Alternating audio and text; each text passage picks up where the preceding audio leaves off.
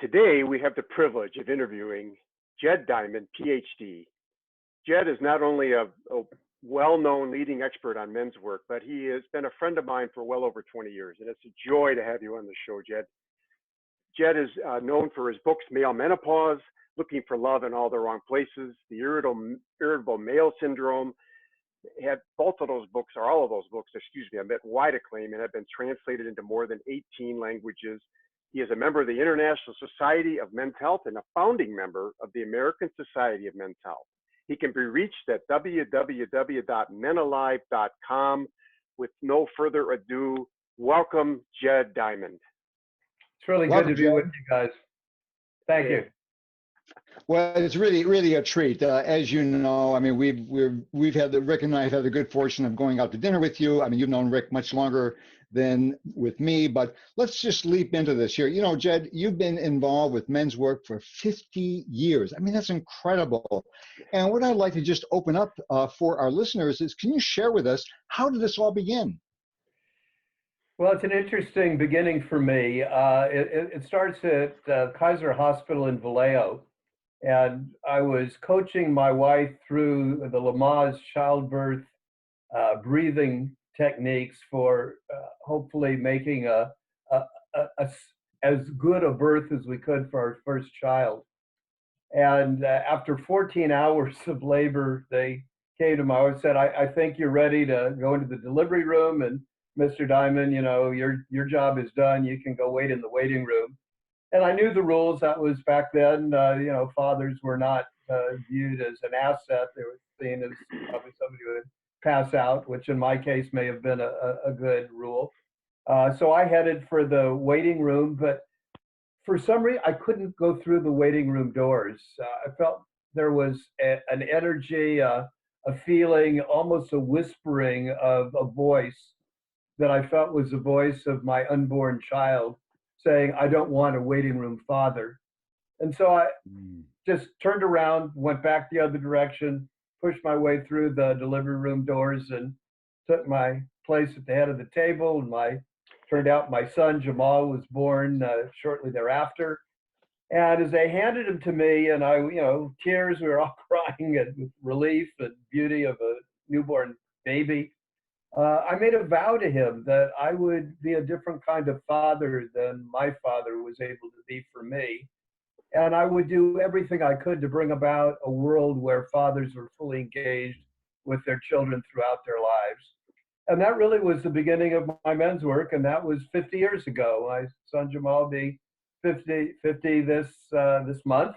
And I'm really proud to be his dad and to be continuing this men's work that started back in 1969.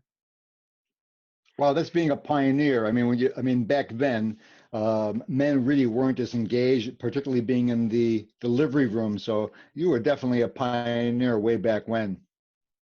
Indeed. And I notice, Jed, that all three of us are fathers, so we know the importance of fathering, and yet all three of us had fathers that were sometimes distant, absent, or dysfunctional. How was your own experience with your father influenced your life and your work with men? Well, the vow that I made really referred to the fact that my father left when I was 5 years old. And he had what was then called a nervous breakdown. What I knew is he was just away a lot. He was irritable, angry a lot. And what I found out was that he took an overdose of sleeping pills and was committed to a state mental hospital. And I went to visit him from the time he was there. My uncle took me starting when I was 6 years old. He had taken the overdose when I was 5. By the time I was 6, I was visiting my father. And he got worse while he was there, not better.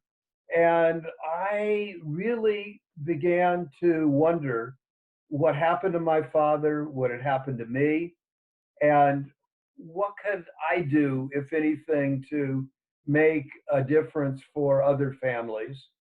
And I realized that that really was the beginning, even before my son was born, was a hunger to understand what goes on with men, to understand why do we have situations where men become so unhappy because they can't make a living to support their families, that they become depressed?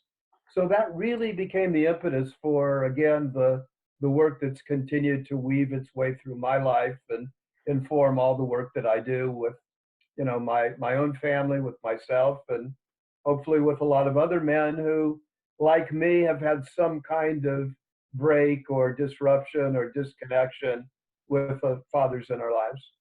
Well, it's interesting. I mean, we have a similar story because I was 6 years old when my father had a nervous breakdown, and Mm, he was hospitalized for a year and a half.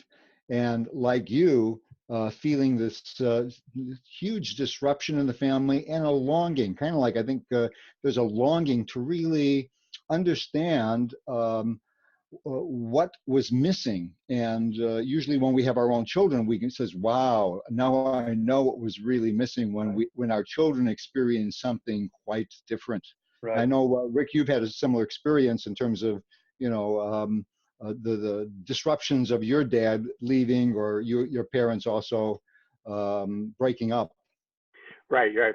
My parents were separated 7 times during their marriage. The first time my dad left was when I was just 7 years old, and as the oldest of 6 kids, I was suddenly the man of the house. And boy, that was a tough thing to deal with. Looking back in retrospect, it was a seminal moment in my development. Wow. Yeah. Wow. And so, I think that, I mean, our experiences have kind of maybe pushed us not only into men's work, but also into writing about men's work. Yeah. And you've been a prolific writer, Jed. You have 15 books on different aspects of men's health, which is pretty incredible. And I know that as writers, often we write best what we most need to learn. So I was kind of Good. curious, Jed, which book do you feel you've learned the most in writing? Yeah. Well, for me, books are kind of like children. They come out of my creative experience. You love them each differently. They don't have the same relationship, but I love them each deeply. And in reference to what you're saying, they each spoke to a different time of my life and different things that I had to learn. Um, one of the books is called Looking for Love in All the Wrong Places, Overcoming Romantic and Sexual Addictions. And it really spoke to a lot of the struggles that I had at a significant time of my life of dealing with relationships and sexuality and, engaging in what at the time was, I thought, just good male fun and play, and till it wasn't, until it was dangerous, and went through a whole process of healing and recovery, and then wrote a book about it. So that was one that stood out to me. We're talking about fathering that we all share. I wrote a book, actually my most recent book before a new book that's going to be coming out, that looks at the father wound, and that really looks back at that whole period of my life, from the beginning of losing my father to finding him again, to him disowning me, to reconnecting.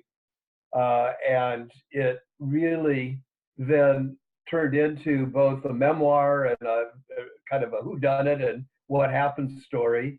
And then with that, I wrote a workbook for men and women, because women obviously also have father issues and have absent fathers or dysfunctional or distant dads. And so the workbook takes people through some of the 37 steps and stages that I went through that took me 75 years. I figured I would hopefully help people get that through that a little more quickly. So that was, I think, a really important book, and still very alive for me now. Fantastic. And speaking of writing, Jed, I'm very excited. You are amazingly prolific. You have a new book coming out entitled 12 Rules for Good Men. I had the privilege of reading an advance copy and giving you some feedback on it. It is an amazing book. Tell us what inspired the writing of this book.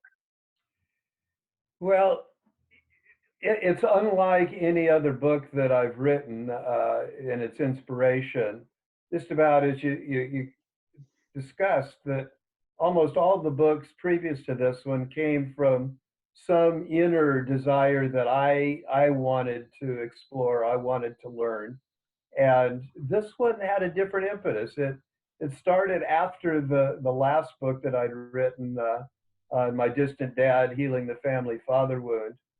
And I thought, well, this is 15 books. It seems like maybe a good a good amount to end on. And I was sharing that with my wife. I said, I want to do some other things. I want to teach. I want to do some classes, some mentoring, some sharing of what I've learned, and maybe it's time to, wrap up my writing career.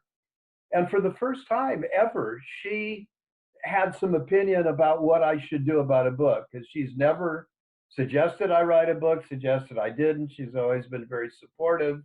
She's read, many of them, but never gave any indication that she had a guidance for me with that, except this one.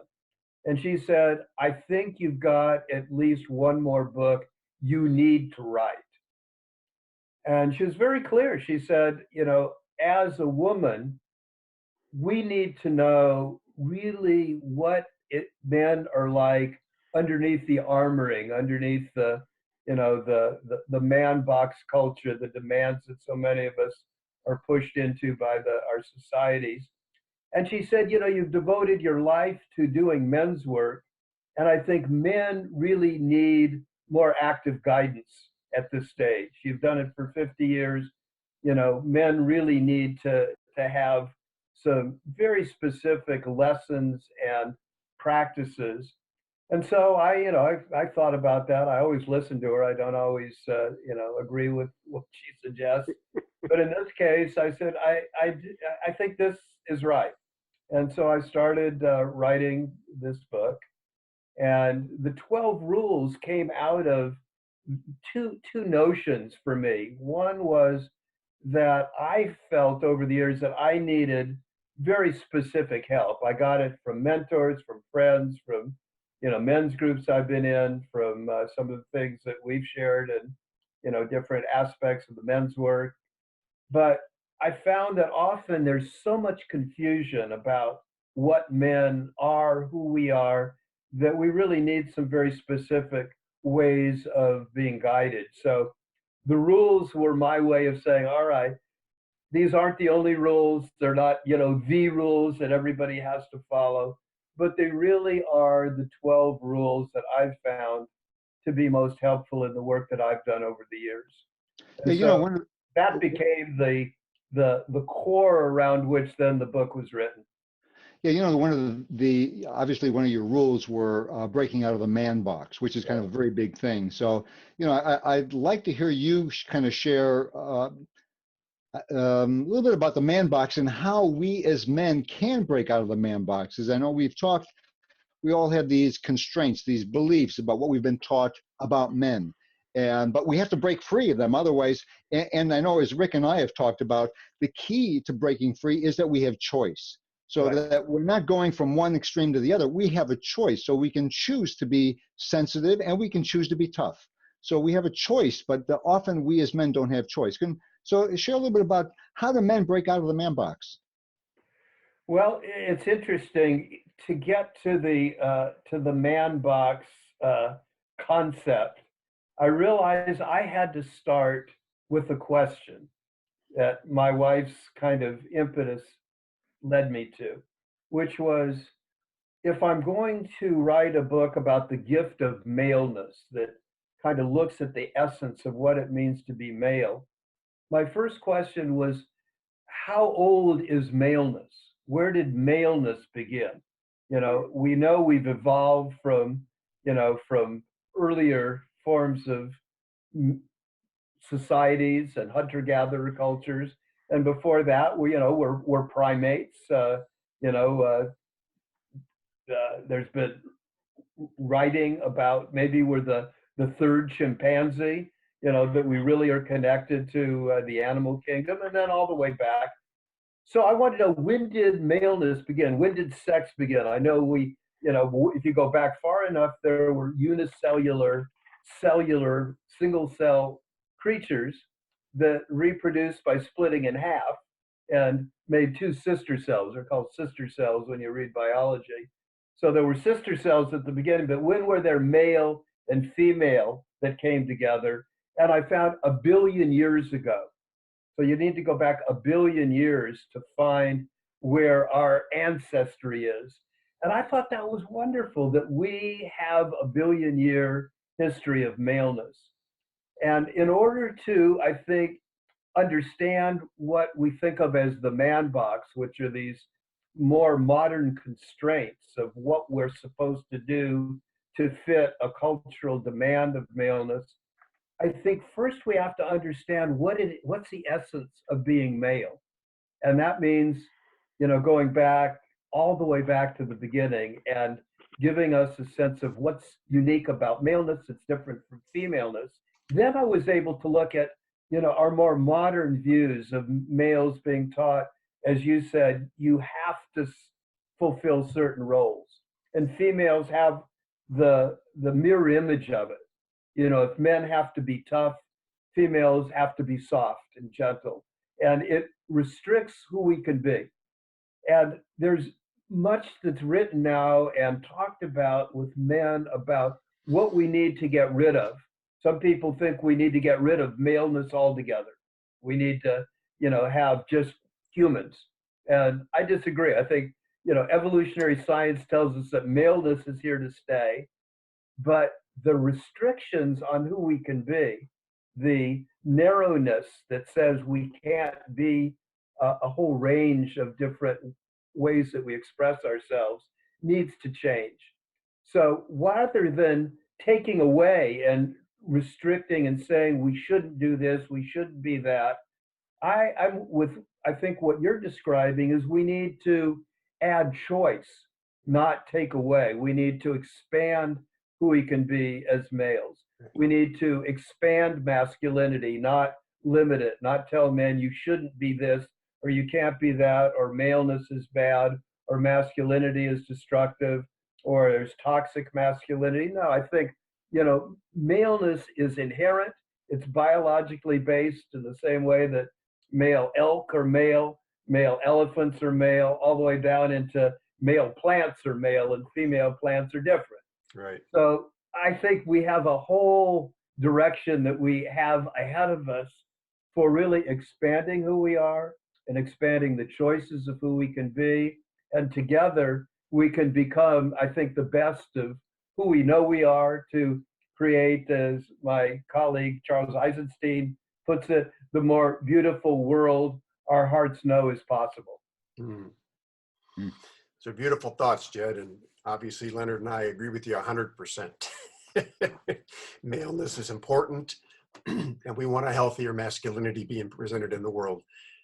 I wish we had more time, because we could go on and have a really, really, really deep conversation. Maybe we'll have you on again, but we're near the end of our time, and I understand that you have some free gifts for our listeners. Everybody loves gifts, so tell us all about that and how they can get in touch with you as well.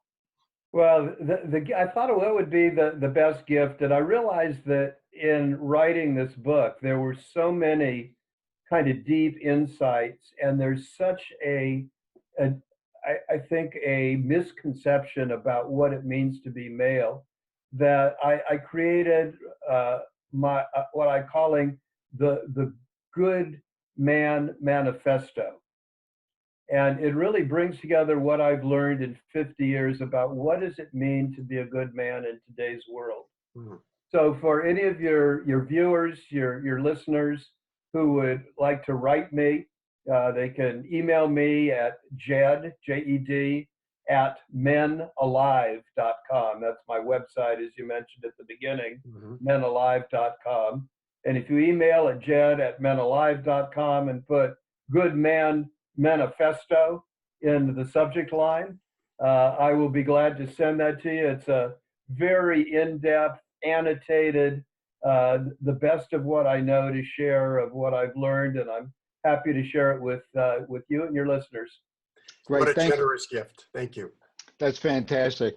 So, Jed, as we start wrapping this up, two really quick questions. If you could just give one quick piece of advice to men and one quick piece of advice to women, what would it be? Well, I think for men, the advice I would give is, join a men's group. Get with other men. I think we can't really be men and know our inherent maleness unless we are with other men. As Robert Bly described it, we need to hear the sound that male cells sing. Mhm. And I think that's a wonderful poetic way of Yes. saying it. So for women, what I'd say is women need to be women. Women need to be in women's groups. My wife is in a women's group. We have a very close, intimate relationship with each other, but we also really respect our differences. And I think, we all will be better off when we really get deeply in touch with ourselves as males and as females. And I think we're really at a time where this is possible, preferable, and is what we're all feeling a draw to. Yeah. Wow. Well, thank you so much, Jed. So I want to just again reinforce your website that men or women can go to. It's menalive.com. Jed Diamond, it's been terrific. Just getting us some taste of your knowledge, your wisdom. And as Rick said, we'd love to have you on our show again and look forward to kind of mining the wealth of your knowledge even greater. So on behalf of Rick and I, we want to just thank you, or it doesn't have to be on behalf of me, Rick. I'll just thank Jed myself. Thank you, Jed, and for being here, and I'll pass it to you to wrap her up. All right. So Jed Diamond, thanks again, brother. We love having you on our show. What a great piece of wisdom you shared. Best of luck with your new book. Thank you. And we'll talk to you soon. Take care. Good. Thank you. Bye-bye.